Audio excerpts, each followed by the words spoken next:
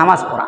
আর এমনভাবে নামাজ পড়া, নামাজ পড়লে আপনার নামাজ যেন আপনাকে সুদ থেকে ফিরায়, আপনার নামাজ যেন আপনাকে জুলুম থেকে ফিরায়, আপনার নামাজ যেন আপনাকে গান বাজনা যে হারাম এটা থেকে ফিরায়, আপনার নামাজ যেন আপনাকে অন্যের সমালোচনা করা, ভালো কাজের বিরোধিতা করা, আছে না নাই? কথা কয় না? যদি আপনি নামাজই পড়েন তাহলে আপনি ভালো কাজের বিরোধিতা করেন কেমনে? এই জন্য আল্লাহ তাআলা বলছেন, যদি কেউ নামাজি হয়ে যায়, ইন্নাস সালাতা তানহা আনিল ফাহশাই ওয়াল মুনকার, তার নামাজ তাকে সমস্ত ফাহশা কাজ থেকে ফিরাবে। কিন্তু আমি কেমন নামাজ পড়লাম? প্রথম কাতারও নামাজ পড়ি, সুদ খাই, ঠিক হই, কথা কোন ঠিক কিনা? তাহলে আল্লাহর কথা আর আমার কথা তো মিল রইল না ভাই। এই জন্য আল্লাহর কথার সাথে মিল করে নামাজটা পড়ার দরকার আছে না নাই?